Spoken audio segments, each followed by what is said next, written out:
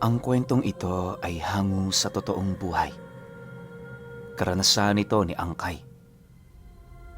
Taong 1971, Arayat, Pampanga.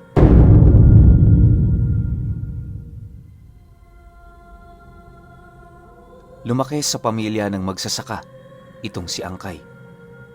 Nag-iisa lang siyang anak ng mga magulang niya, kaya anuman ang ibinibigay sa kanya, wala siyang kahati.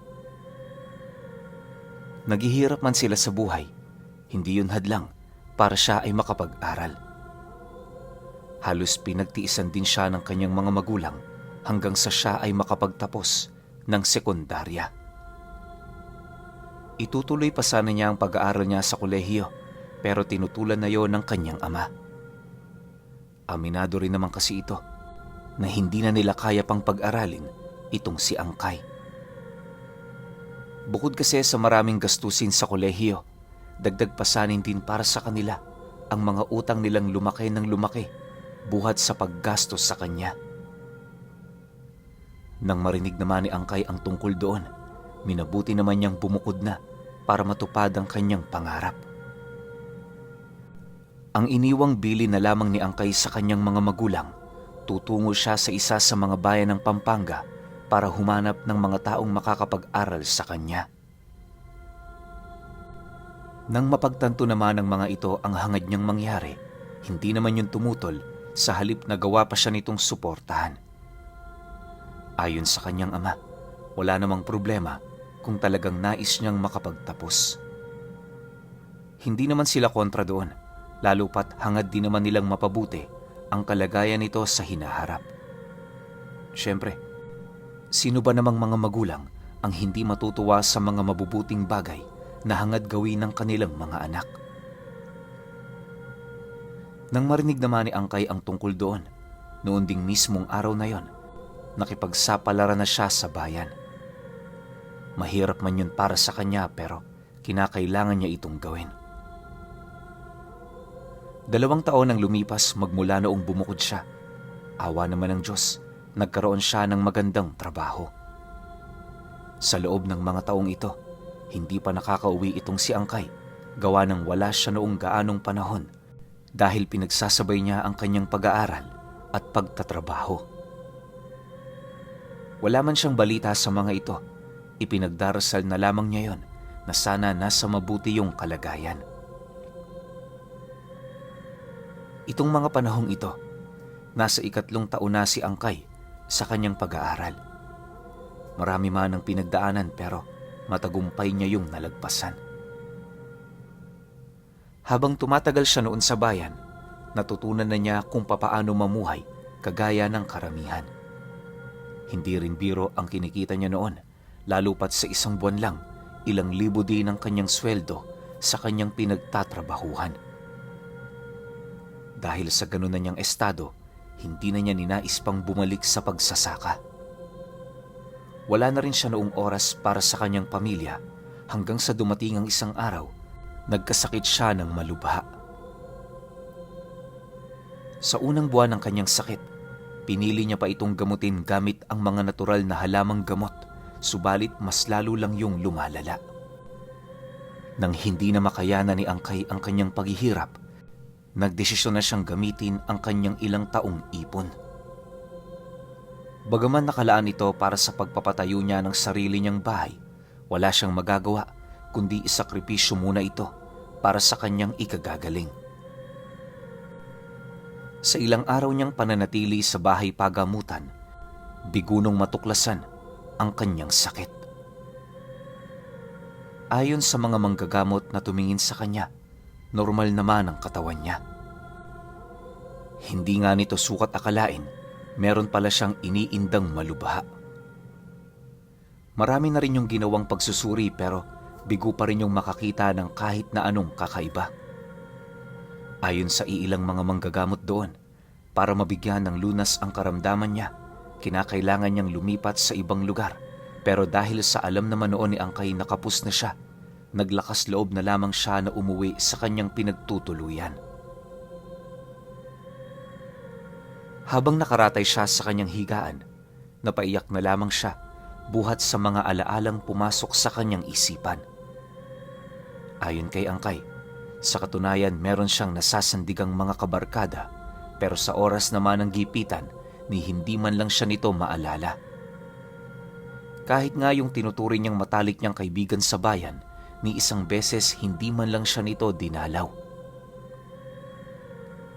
Matapos naman niya yung maalala, doon pa lamang unti-unting bumabalik ang masasaya niyang memorya sa bukid na kasama ang kanyang mga magulang.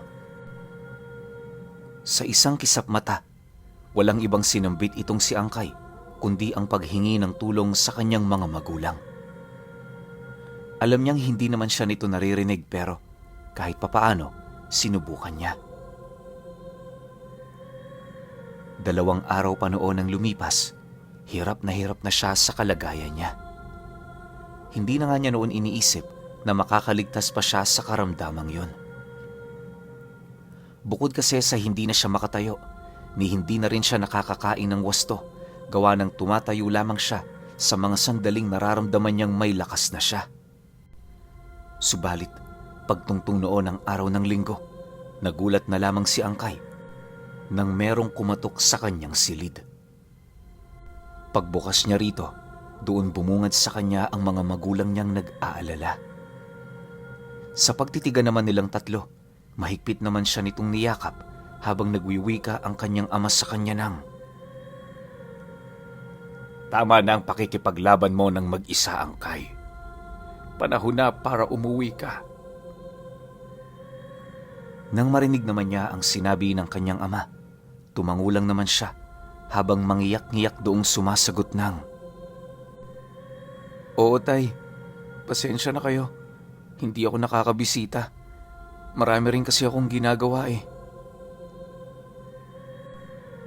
Matapos naman nilang makapag-usap, ito na mismo ang naglinis ng kanyang silid at nagligpit ng kanyang mga gamit. Paglabas naman nila sa bahay na yon, agad naman siyang isinakay ng kanyang ama sa alaga nilang kalabaw. Para hindi siya mahulog, inalalayan naman siya ng nanay niya. Sa pagbagtas nila ng daan, nakaramdam ng kapanatagan itong si Angkay. Yung kawalan niya ng pag-asa mula sa karamdamang yon, unti-unting napapalitan ng kagustuhan niyang madagdagan ng kanyang buhay. Hindi niya mawari pero sa piling ng kanyang mga magulang, panatag ang kanyang loob. Sa pagpapatuloy ng kanilang paglalakad, awang-awa naman siya noon sa tatay niya dahil sa ilang oras na nitong tinatahak ang daan nang wala man lang kahit na anong pananggalang sa kanyang mga paa. Hindi naman niya yun mapalitan dahil sa nanghihina pa rin siya. Ngunit habang patuloy niya yung pinagmamasdan, pansin na pansin naman niya rito na parabang hindi man lang yun nakakaramdam ng pagod. Hindi naglaon nang marating na nila ang baryong kanilang tinitirhan, bakas sa kanyang pagmumuka ang matinding pagkagulat. Hindi sukat akalain noon ni Angkay na sa loob ng ilang taong hindi niya roon pagbisita, tila bang wala pa ring pagbabago. Sa kanyang pagmamasid, doon niya nakita ang mga kababaryo nilang nagsasarado ng kanilang mga tahanan. Bawat isa sa mga ito, palihim na tumitingin sa kanya, subalit hindi naman yun gaanong tumatagal. Tuwing umuubo kasi ang kanyang ama, napapayuko na lamang ang mga ito na parabang naiilang. Maya-maya pa, nang papalabas na sila sa lugar na yon, narinig na lamang niyang magwika ang kanyang ama ng, "Ngayon palang binabalaan ko na kayo. Anak ko ito, baka meron sa inyong ungas na magka-interes pa. Ngayon pa lang, wag na wag nyo nang susubukan. Sinasabi ko sa inyo, ako mismo ang inyong makakalaban." Matapos naman itong makapagwika, muli na naman silang umusad. Hanggang sa hindi naglaon, nasipat na niya ang tahanan nilang malapit sa paanan ng bundok ng Arayat, kung saan sa gilid nito, bumungad sa kanya ang malulusog na palay na paisa-isa nang nagkakaroon ng binhi. Pagpasok naman nila sa loob ng kanilang tahanan, agad naman siyang inihatid ng kanyang ama sa dati niyang silid. Habang pumapasok sila roon, hindi naman maibsa ng matinding pagkagulat noon ni Angkay, gawa ng ilang taon niyang iniwan ang silid na yon, pero ni isang dakot ng alikabok, wala man lang siyang nakapa. Yung papag din ito, kahit lumang-luma na, napakalinis pa.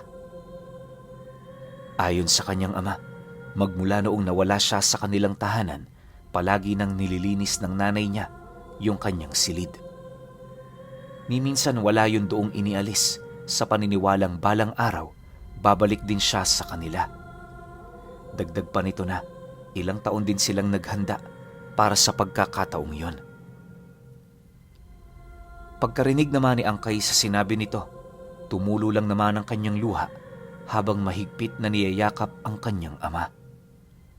Pakiramdam niya, dahil sa mataas niyang hangad sa buhay, naging isa siyang walang kwentang anak. Gayunpaman, sa kabila ng nararamdaman niyang yon, hindi ipinaranas ng mga magulang niya na magdusa siya. Yung tipong ang ginawa ng mga ito, mamuhay ng normal na para bang wala man lang nangyari. Sa paglipas pa ng mga araw, unti-unting nakakaramdam ng ginhawa itong si Angkay. Hindi niya mawari noon pero tuwing hapon, meron siyang nakikitang isang magandang dilag na nag-iikot sa kanilang bahay. Minsan kausap yon ng kanyang ama, pero ang ipinagtataka niya, bakit yun doon nagpapasalamat? Dala ng kuryosidad noon ni Angkay, tinanong niya ang kanyang magulang ukol sa dilag na yon. Nang marinig naman ito ang kanyang sinabi, napangiti lang naman ang tatay niya habang sumasagot sa kanya ng, "Si Mariang sinukuan ang nakita mo, Angkay. Siya nagpoprotekta sa ating pamilya mula noong kabataan pa namin ng nanay mo. Huwag kang mag-alala, sa tulong ng mga halamang gamot na ibinibigay niya, gagaling ka. Walang katumbas ang mga lunas ni sinukuan kumpara sa lunas na gawa ng mga pangkaraniwang tao." Matapos naman yung marinig ni Angkay, unti-unti namang nanlaki ang kanyang mga mata sa kadahilan ng buong buhay niya. Hindi niya lubos maisip na totoo pala ang diwatang yon. Sa pagkakatanda noon ni Angkay, sa mga takdang aralin lang nila noon na pag-aaralan ang tungkol sa mga diwata. Dahil sa sinabi nito, nagkaroon siya ng interes na makilala si sinukuan. Subalit nang marinig naman yon ng kanyang ama, mariin naman siya nitong inabisuhan, hindi pa yon ang pagkakataon para makita niya ang dilag. Lubos kasing kinaayawan ng diwatang yon ang mga taong may karamdaman. Hanggat maaari magpagaling muna siya bago siya mabigyan ng pagkakataon para masilayan ito. Sa paglipas pa ng ilang linggo, nagagawa ng makapaglakad ng normal nitong si Angkay. Unti-unti na ring bumabalik sa normal ang kanyang mga nararamdaman buhat sa mga halamang gamot na patuloy na ipinapainom ng kanyang ama. Sa pagsapit noon ng buwan ng Agosto, mas malakas na sa isang matandang kalabaw itong si Angkay. Bagaman masigla na, hindi na niya sinubukan pang manumbalik sa bayang kanyang pinanggalingan. Sa isip-isip niya, mas mainam pang magsaka siya, basta ang mahalaga, wala siyang iniindang karamdaman. Labis naman yung ikinatuwa ng kanyang ama, kaya nangako yun sa kanya na sa pagsapit ng kaarawan niya, ipapakilala siya nito sa diwatang gumagabay sa kanila. Nang marinig naman yon ni Angkay, lubos naman niya yung ikinatuwa. Sa pagpapatuloy naman ng kanilang pag-uusap, meron lang na isang bagay na hiniling ang kanyang ama sa kanya.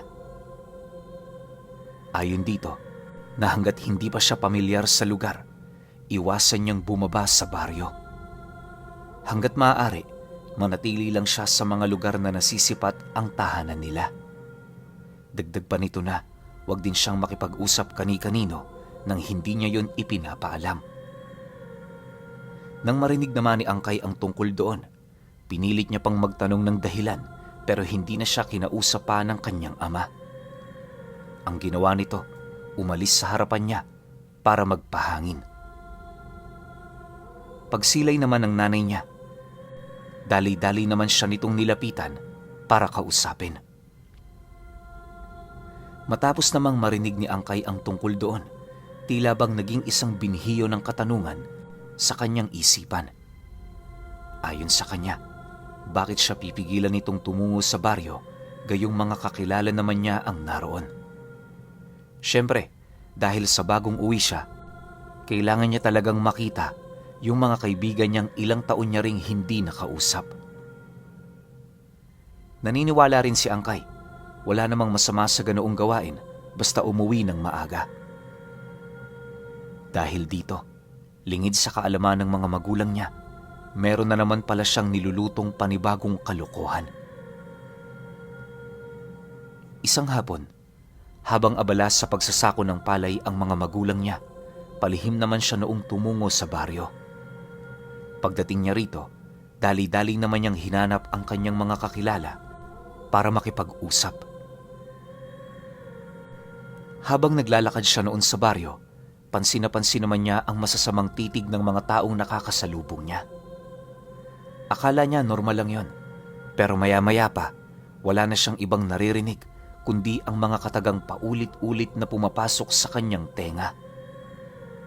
Hindi naglaon, naramdaman na lamang niyang nandilim na ang kanyang paningin hanggang sa hindi na niya namalayan, kumalas na pala ang kanyang wisyo sa katawan niya. Pagmulat niya, nadatnan niya ang kanyang sarili nakagapos sa 2 posteng nakatayo sa harapan ng isang kubo. Paulit-ulit siyang nagpumiglas noon pero masyadong mahigpit ang pagkakatali ng mga lubid.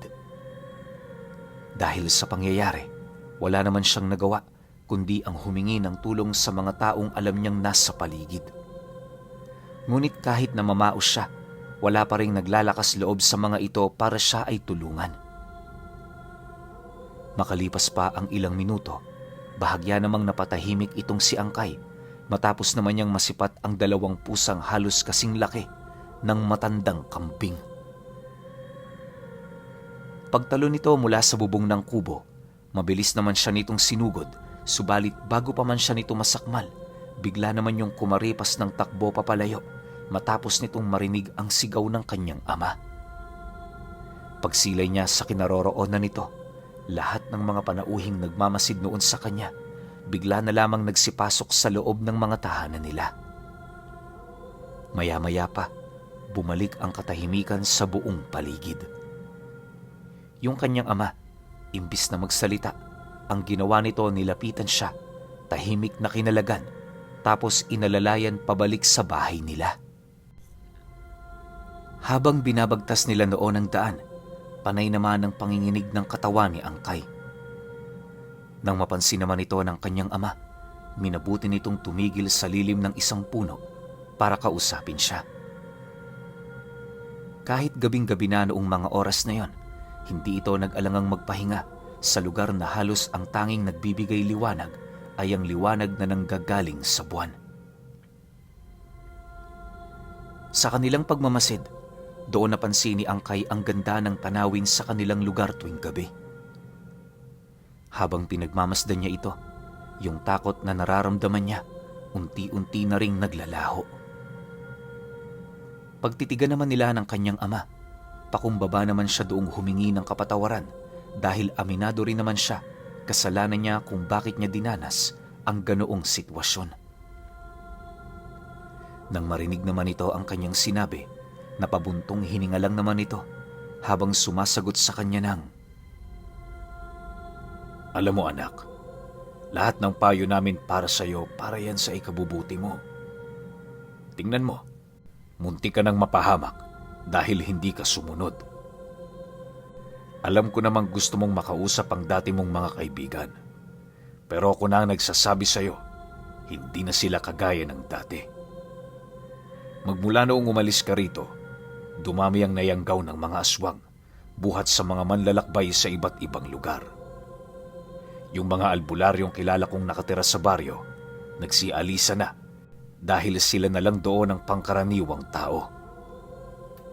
Kami naman ang nanay mo, nanatili rito sa ilalim ng proteksyon at puder ni Mariang Sinukuan. Yan ang dahilan kung bakit patuloy kaming nanananahan sa lugar na ito. Nang marinig naman ni Angkay ang tungkol dito, halos hindi naman siya makapaniwala, gawa ng habang tinitingnan niya ang mga taong nakatira sa lugar na yon, pakiramdam niya wala naman doong kakaiba. Kagaya nila, mga ordinaryo naman ang wangis nito. Ang nakakapanghinala lang ay yung mga pag-uugali nito. Kahit ilang beses kasi siya doong makipag-usap, tila bang hindi man lang yun kumikibo.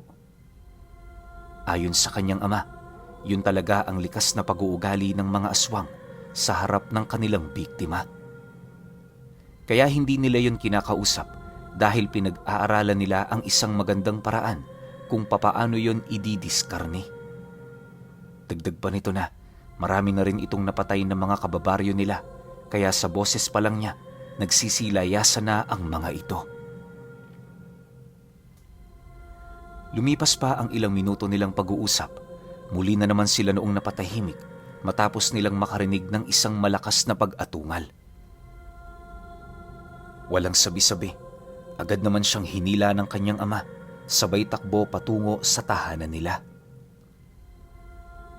Habang binabagtas nila noon ang daan, paulit-ulit naman siya nitong inabisuhan na huwag tumingin sa kanilang likod. Yung takbo nila diretso lang, huwag iindahin ang anumang makikita sa kanilang daraanan. Matapos naman itong marinig ni Angkay, patuloy lang naman siya sa pagtakbo hanggang sa hindi naglaon, kasalukuyan na nilang binabagtas ang mga kahon ng palay na wala ng mga tanim. Maya-maya pa, nang medyo malapit na sila sa bahay nila, bigla naman sila noong napatigil dahil sa pagtalo ng isang aswang sa kanilang harapan. Pagsilay naman dito ng kanyang ama, mabilis naman niya yung sinugod at nang akmang uundayan niya na yon ng saksak, bigla naman siya noong napatigil nang marinig niya ang sigaw ng isang aswang na nagsasabi ng,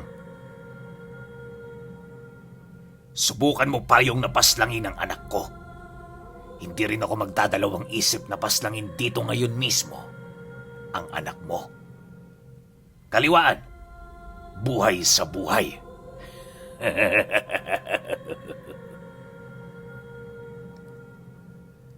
Dahil sa sinabi ng nilalang na yon, wala namang nagawa ang kanyang ama, kundi ibaba ang hawak nitong sandata.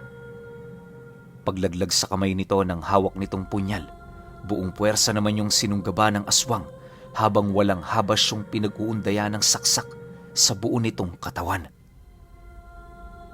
Sa estado noon ng kanyang ama, nasisiguro niyang hindi na yon makakaligtas pa. Ang tanging nagagawa na lang din noon ni Angkay, sumigaw habang pilit na nagpupumiglas sa aswang na humahawak sa kanya. Mabuti na lang, bago pa man bawian ng buhay ang kanyang ama, nagawa nitong mahawakan ang damong nabubuhay sa kanilang lugar. Pagngisi nito, bigla namang napaatras ang nilalang na umuunday dito ng saksak na parabang merong masamang mangyayari. "Nakakalimutan niyo ata. Nasa poder na ako ni Mariang Sinukuan." Nagagalak na wika ng kanyang ama sa likod ng mga pinsala nitong natamo sa katawan.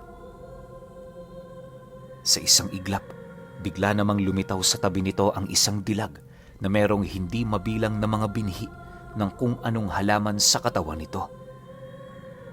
Pagtaas naman ito ng kaliwa nitong kamay, mula roon lumabas ang isang baging na mabilis na tumarak sa katawan ng aswang na nagtangkang pumatay sa kanyang ama. Dahil sa pangyayaring yon, wala namang nagawa ang iba pa nitong mga kasama kundi ang tumakbo papalayo. Sa pagpapatuloy ng mga pangyayari, halos hindi naman makapaniwala itong si Angkay sa mga bagay na kanyang nakikita. Ang buong akala niya nga, nananaginip lang siya.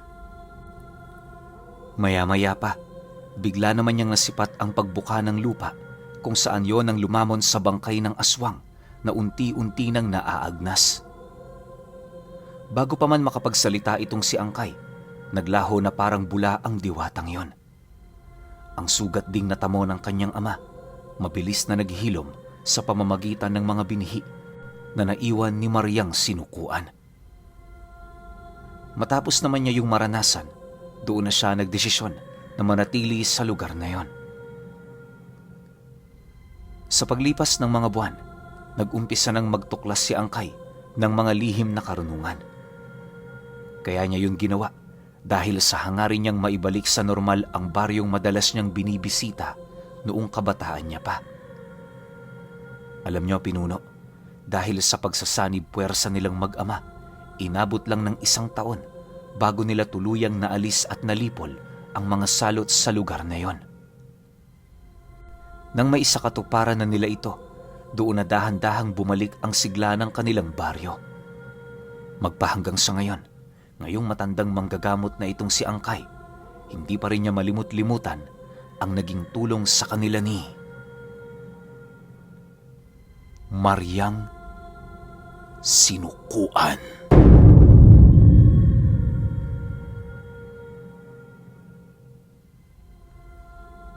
Okay, opinyon ko sa kwento. Parang nabulgar na rin yung isa pang birhen ah. Alam niyo yung kwento kong 19-something, yung tungkol sa tito ko na inaalog yung kubo nila ng aswang. Alam niyo ba na nagpadala doon ng tulong yung lolo ko? Tapos sino sumaklolo? Si Maria Makiling. Tapos dito naman si Maria Sinukuan. Grabe, ang angas.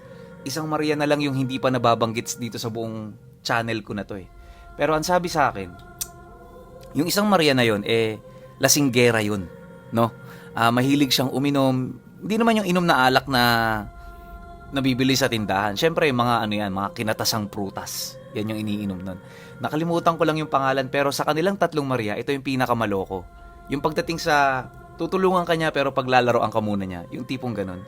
Pero ito kay Maria Sinukuan, parang sobrang seryoso niya no? Pero ang angas din ang dating, para rin si Maria Makiling. Alam niyo, 3 Maria yan Sayang lang, wala kasi akong ganong klase ng kwento, no? Pero gustong-gusto ko siya ikwento rito sa channel ko para marinig nyo kung ano yung 3 iba't ibang katangian ng Maria. Pero para sa akin, ang parang ate nilang 3, Maria Makiling. Yun yung tumulong sa tito ko nung panahon na napapasabak siya sa mga aswang na muntik-muntik nang kumitil sa buhay niya. Pero masasabi ko sa buong kwento ni Angkay, napakagandang kwento nito. Pagpapakita to ng pagmamahal sa magulang, pagpapakita to ng pagmamahal ng magulang sa isang anak. 'Di ba kasi hinayaan nila si Angkay, sige anak, mag-explore ka. Tingnan mo kung ano ang totoong mundo sa labas ng bahay natin. Tapos nung hindi na kaya ni Angkay, to the rescue yung magulang niya. Ang sarap sa pakiramdam ng ganun. 'Di ba? Tapos ending, si Angkay nagstay na lang doon, pinakinggan lahat ng payo ng tatay niya. Tapos yun, ending naging siya talaga, manggagamot. Siguro hindi na lang binanggit o wala na lang sinabi rito sa kwento na backup ni Angkay to si Mariang Sinukuan. Ang lakas niyan, lalo na kapag manggagamot siya. Ganda nito. Pero syempre, kayo pa rin. Kung may opinion kayo sa kwentong ito, comment nyo lang sa baba. Yun lang. Hanggang sa susunod na kwento. Salamat.